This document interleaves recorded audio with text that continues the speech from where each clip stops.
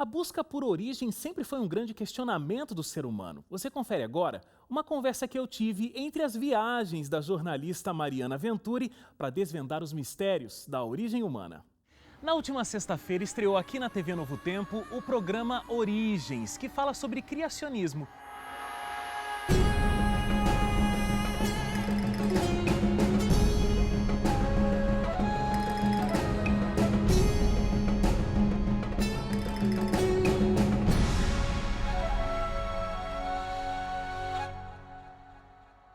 E quem nos leva por essa aventura é a jornalista Mariana Venturi. O programa Origens fala sobre criacionismo, que é uma crença tão importante para nós cristãos, que acreditamos na Bíblia, mas o meio científico não aceita muito bem essa crença, não é verdade? Há muito preconceito, principalmente em relação às pesquisas científicas feitas por cientistas criacionistas, né? E é importante justamente este programa para mostrar que sim, há pesquisas científicas legítimas, feitas por pessoas de credibilidade das áreas delas, e é isso que vamos mostrar para os telespectadores e para os próprios especialistas que têm essa resistência.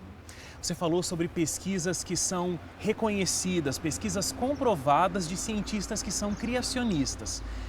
Tem 155 anos, né, que o Darwin lançou o livro A Origem das Espécies, colocando toda essa questão do evolucionismo, e isso tem ganhado força de forma muito grande nas pesquisas científicas, mas que também não é uma coisa que dá para se provar em laboratório, não é verdade? Exatamente. Até os nossos especialistas entrevistados fizeram uma relação muito interessante sobre essa questão, sobre Darwin. Está muito relacionado às ciências históricas, como eles assim denominam, né? E ciências históricas são aquelas que você não pode, a teoria, comprová-la experimentalmente. Você não pode replicar a origem da vida. Miller tentou isso, mas mesmo em laboratório ele não conseguiu recriar exatamente a atmosfera como era na época. Hoje se sabe que alguns dos elementos realmente não estavam coerentes no experimento dele. Por exemplo, a questão, os répteis se transformaram em aves, ou as aves deram origem aos répteis. Isso, por mais que se analisem fósseis, por mais que às vezes se encontre o que parece o elo, o fóssil de transição entre um e outro, não se pode verificar, como se verificam algumas teorias em laboratório, como exatamente aconteceu. Ninguém estava lá, né?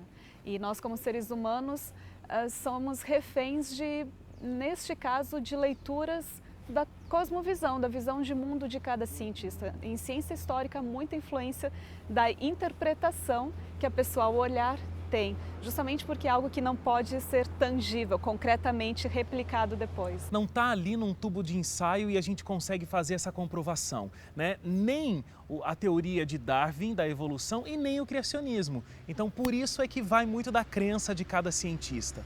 Agora, você acha, Mari, que a gente precisa levantar mais essa bandeira do criacionismo? Você acha que é algo que os cristãos precisam falar mais, já que é uma grande crença que a gente tem? É uma crença essencial quando levamos em conta que ela tem um papel muito importante profético, né? Apocalipse 14:6 fala: adorai aquele que criou os céus, a terra, o mar e as águas. E também relacionando-se aos 10 mandamentos, o quarto, ele lembra, né, a observância de um memorial da criação, o sábado. Então a questão da fé, você saber apresentar esta fé e os motivos é essencial, mas nós não podemos fazer isso de maneira leviana, ou de maneira superficial ou descuidada.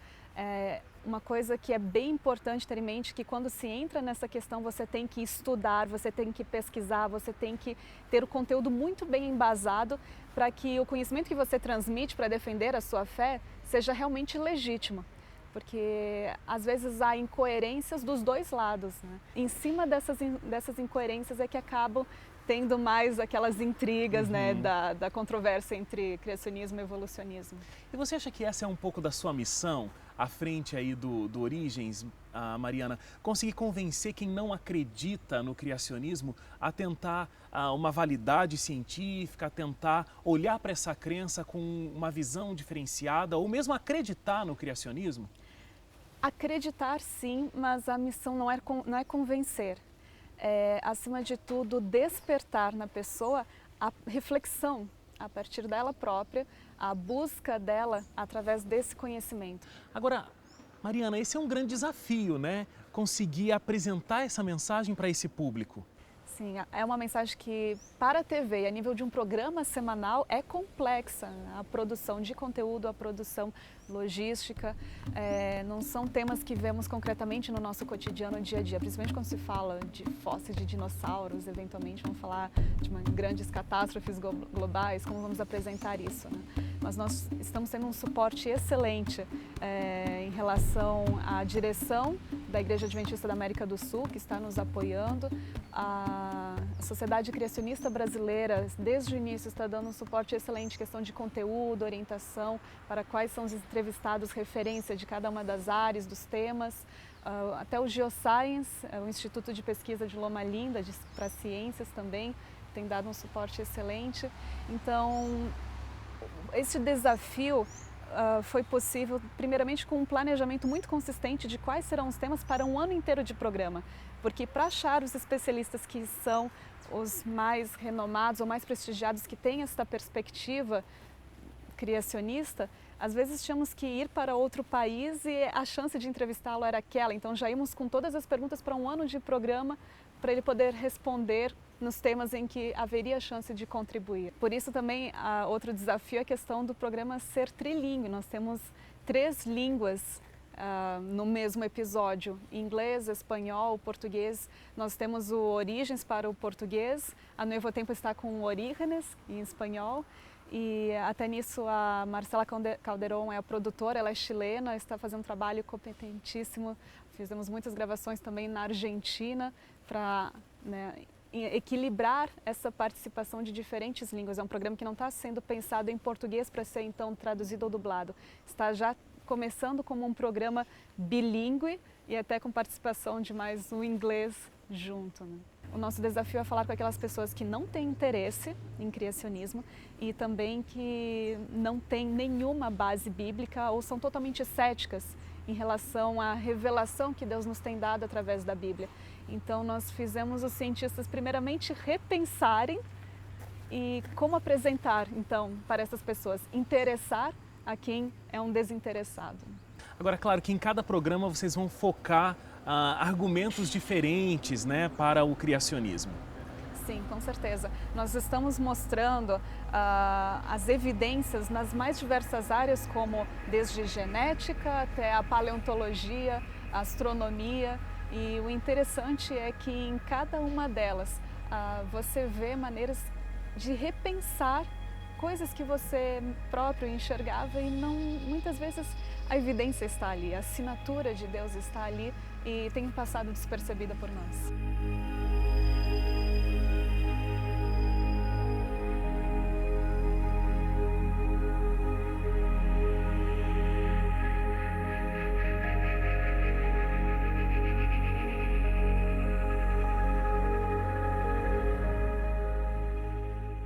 Mariana, deixa eu fazer um desafio então para você. Você tem conversado com todos esses cientistas e você tem conseguido buscar argumentos que valorizam aí a teoria do criacionismo. Me cita um argumento que possa me convencer, possa convencer de repente o público que está em casa, não acredita no criacionismo. Me diz um argumento muito interessante do criacionismo. Essa pode ser por último. Desafio para você. Há tantas maneiras diferentes de você enxergar que há evidência de planejamento. Uma coisa que me impactou muito foi quando pós-doutores em química mencionaram que quando eles analisam no microscópico células de um material feito a partir de ações humanas, por exemplo, uma garrafa PET. Quando você olha uma garrafa PET no microscópico, aquilo ali não chega a ser tão bonito, tão complexo e elegante como as moléculas naturais. Quanto mais a fundo você analisa e verifica o que foi construído pelo homem e o que existe naturalmente na natureza, você vê na natureza o que está espontaneamente aí, você vê beleza, você vê elegância, você vê funcionalidade, você vê complexidade. E eles dizem que não tem a mesma graça quando você analisa uma garrafa PET ao microscópico, e que justamente foi isso que levou o Tarcísio, que está concluindo seu doutorado.